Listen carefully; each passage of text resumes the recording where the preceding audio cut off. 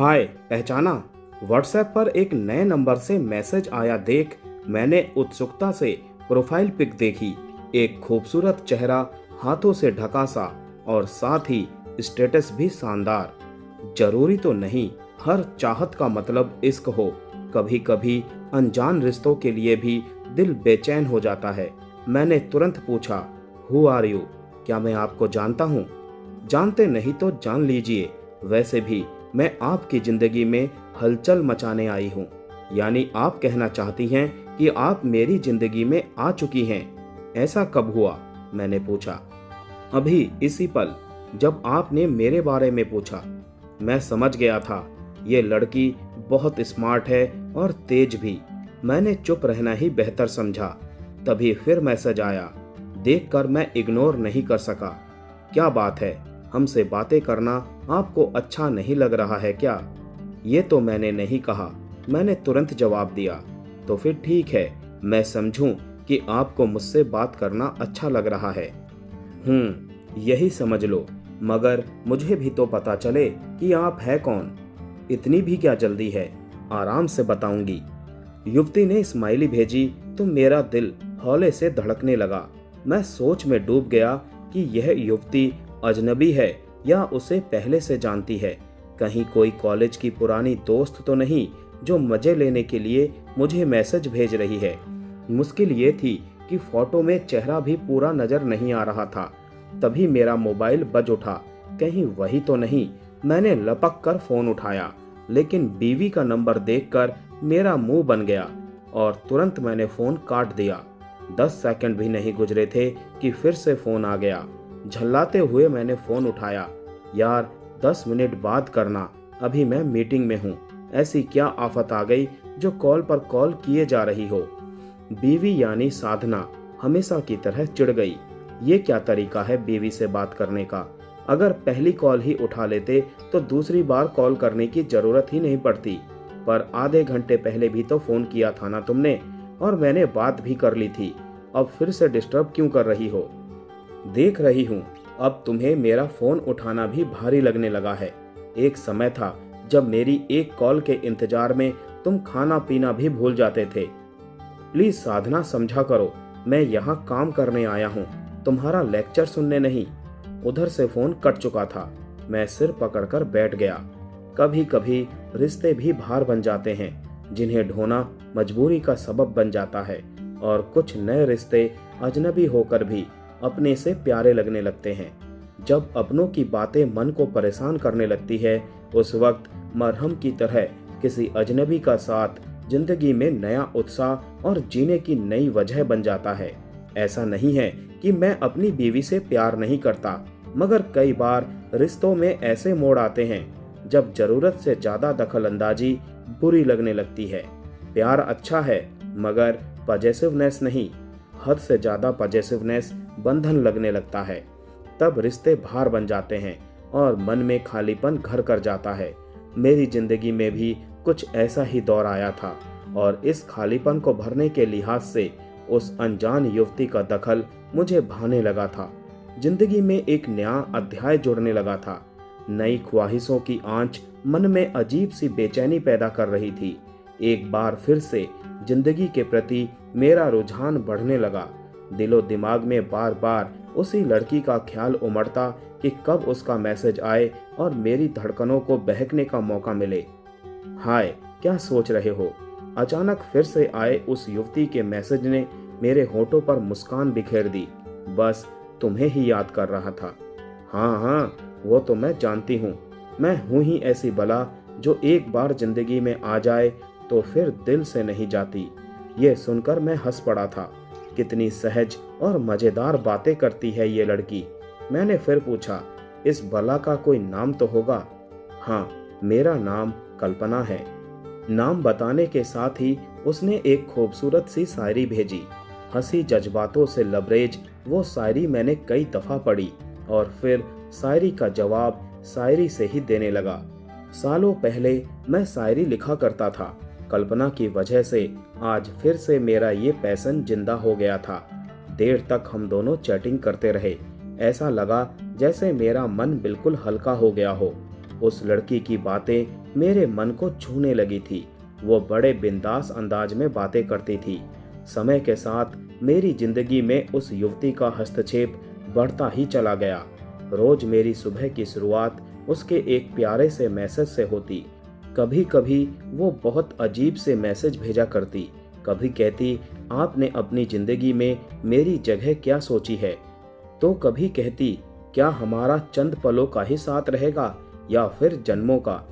एक बात जो मैं आसानी से महसूस कर सकता था वो ये कि मेरी बीवी साधना की खोजी निगाहें अब शायद मुझ पर ज्यादा गहरी रहने लगी थी। मेरे अंदर चल रही भावनात्मक उथल पुथल और संवर रही अनकही दास्तान का जैसे उसे एहसास हो चला था। यहाँ तक कि यदा कदा वो मेरे मोबाइल भी चेक करने लगी थी। देर से आता तो सवाल करती। जाहिर है मेरे अंदर गुस्सा उबल पड़ता। एक दिन मैंने झल्ला कर कहा, मैंने तो कभी तुम्हारे एक एक मिनट का हिसाब नहीं रखा कि कहाँ जाती हो, किससे मिलती हो। तो पता रखा करो ना अतुल, मैं यही तो चाहती हूँ। वो भड़क कर बोल पड़ी थी। पर ये सिर्फ पजेसिवनेस है और कुछ नहीं। प्यार में पजेसिवनेस ही जरूरी है अतुल, तभी तो पता चलता है कि कोई आपसे कितना प्यार करता है और बढ़ता हुआ नहीं देख सकता। ये तो सिर्फ बेवकूफ़ी है, मैं इसे सही नहीं मानता साधना। देख लेना, यदि तुमने अपना ये रवैया नहीं बदला तो शायद एक दिन मुझसे हाथ धो बैठोगी। मैंने कह तो दिया, मगर बाद में स्वयं अफसोस हुआ। पूरे दिन साधना भी रोती रही और मैं लैपटॉप लेकर परेशान चुपचाप बैठा रहा। उस दिन के बाद मैंने कभी भी साधना से इस संदर्भ में कोई बात नहीं की। ना ही साधना ने कुछ कहा, मगर उसकी शक करने की और मुझ पर नजर रखने की आदत बरकरार रही। उधर मेरी जिंदगी में नए प्यार की बगिया बखूबी खिलने लगी थी। कल्पना मैसेज व शायरी के साथ साथ अब रोमांटिक वीडियोस और चटपटे जोक्स भी शेयर करने लगी थी। कभी कभी मुझे कोफ्त होती कि मैं इन्हें देखते वक्त इतना घबराया हुआ सा क्यों रहने लगा हूँ। निश्चिंत होकर इनका आनंद क्यों नहीं उठा पाता। जाहिर है चोरी छिपे कुछ किया जाए तो मन में घबराहट तो होती ही है, और वही मेरे साथ भी होता था। आखिर कहीं ना कहीं मैं अपनी बीवी से धोखा ही तो कर रहा था। इस बात का अपराध बोध तो मुझे था ही। एक दिन कल्पना ने मुझे एक रोमांटिक सा वीडियो शेयर किया और तभी साधना भी बड़े गौर से मुझे देखती हुई गुजरी। मैं चुपके से अपना टैबलेट लेकर बाहर बालकनी में आ गया। वीडियो डाउनलोड कर इधर उधर देखने लगा कि कोई मुझे देख तो नहीं रहा। जब निश्चिंत हो गया कि साधना आसपास नहीं है तो वीडियो का आनंद लेने लगा। उस वक्त मुझे अंदर से एक अजीब सा रोमांटिक एहसास हुआ। उस अजनबी युवती को बाहों में भरने की तमन्ना भी हुई, मगर तुरंत स्वयं को संयमित करता हुआ अंदर आ गया। साधना की अनुभवी निगाहें मुझ पर ही टिकी थी। निगाहें चुराता हुआ मैं लैपटॉप फिर से खोलकर बैठ गया। मुझे स्वयं पर आश्चर्य हो रहा था कि ऐसा कैसे हो गया। एक समय था जब साधना मेरी जिंदगी थी और आज किसी और के आकर्षण ने मुझे इस कदर अपनी गिरफ्त में ले लिया था। उधर समय के साथ कल्पना की हिमाकतें भी बढ़ने लगी थी और मैं भी बहता जा रहा था। एक अजीब सा जुनून था जिंदगी में। वैसे कभी कभी मुझे ऐसा लगता जैसे ये सब बिल्कुल सही नहीं। इधर साधना को धोखा देने का अपराध बोध तो दूसरी तरफ अनजान लड़की का बढ़ता आकर्षण। मैं ना चाहते हुए भी स्वयं को रोक नहीं पा रहा था। और फिर एक दिन उसके एक मैसेज ने मुझे और भी ज्यादा बेचैन कर दिया। कल्पना ने लिखा था, क्या अब हमारे रिश्ते के लिए जरूरी नहीं कि हम दोनों एक दूसरे को मिलकर करीब से एक दूसरे का एहसास करें? जरूर, जब तुम कहो। मैंने उसे स्वीकृति तो दे दी, मगर मन में एक कसक सी उठी। मन का एक कोना एक अनजान से अपराध बोध से घिर गया। क्या मैं ये ठीक कर रहा हूँ? मैंने साधना की तरफ देखा। साधना सामने उदास सी बैठी थी, जैसे उसे मेरे मन में चल रही उथल पुथल का एहसास हो गया था। अचानक वो पास आकर बोली, माँ को देखे महीनों गुजर गए, जरा मेरा रिजर्वेशन करा देना। इस बार 1-2 महीने वहां रहकर आऊंगी। उसकी उदासी व दूर होने का एहसास मुझे अंदर तक द्रवित कर गया। ऐसा लगा जैसे साधना के साथ मैं बहुत गलत कर रहा हूँ और मैं ही उसका दोषी हूँ। मगर कल्पना से मिलने और उसके साथ वक्त बिताने का लोभ स्वर्ण करना भी आसान नहीं था। अजीब सी कसमकस में घिरा मैं सो गया। सुबह उठा तो मन शांत था मेरा। देर रात में कल्पना को एक मैसेज भेजकर सोया था। सुबह उसका जवाब पड़ा तो होठों पर मुस्कान खेल गई।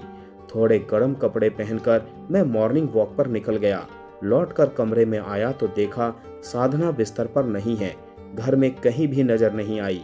थोड़ा परेशान सा मैं साधना को छत पर देखने गया तो पाया एक कोने में चुपचाप खड़ी वो उगते सूरज की तरफ एक टक देख रही है। मैंने उसे पीछे से बाहों में भर लिया। उसने मेरी तरफ चेहरा किया तो मैं ये देखकर विचलित हो उठा कि उसकी आंखों से आंसू निकल रहे थे। मैंने प्रश्नवाचक नजरों से उसकी तरफ देखा तो वो सीने से लग गई। I love you. I know dear, but क्या हुआ तुम्हें? अचानक रोती रोती वो हंस पड़ी। तुम्हें तो ठीक से बेवफाई करनी भी नहीं आती क्या? मैंने चौंक कर उसकी ओर देखा। अपनी महबूबा को भला ऐसे मैसेज किए जाते हैं? कल रात क्या मैसेज भेजा था तुमने? तुमने लिखा था, डियर कल्पना, जिंदगी हमें बहुत से मौके देती है नई खुशियां पाने के, जीवन में नए रंग भरने के, मगर वो खुशियां तभी तक जायज है जब तक उन्हें किसी और के आंसुओं के रास्ते से न गुजरना पड़े। किसी को दर्द देकर पाई गई खुशी की कोई अहमियत नहीं। प्यार पाने का नहीं, बस महसूस करने का नाम है। मैंने तुम्हारे लिए प्यार महसूस किया, मगर उसे पाने की जिद नहीं कर सकता, क्योंकि मैं अपनी बीवी को धोखा नहीं दे सकता। तुम मेरे हृदय में खुशी बनकर रहोगी, मगर तुम्हें अपने अंतस की पीड़ा नहीं बनने दूंगा। तुमसे मिलने का फैसला मैंने प्यार के आवेग में लिया था, मगर अब दिल की सुनकर तुमसे सिर्फ इतना कहना चाहता हूँ कि रिश्तों में सीमा समझना जरूरी है। हम कभी नहीं मिलेंगे। आई थिंक तुम मेरी मजबूरी समझोगी और खुद भी मेरी वजह से कभी दुखी नहीं रहोगी। Keep smiling. मैंने चौंकते हुए पूछा, पर यह सब तुम्हें कैसे पता? क्योंकि तुम्हारी कल्पना भी मैं हूँ और साधना भी। कहकर साधना मुस्कुराते हुए मेरे गले लग गई और मैंने भी पूरी मजबूती के साथ उसे बाहों में भर लिया। आज मुझे अपना मन बहुत हल्का महसूस हो रहा था। बेवफाई के इल्जाम से आजाद जो हो गया था मैं।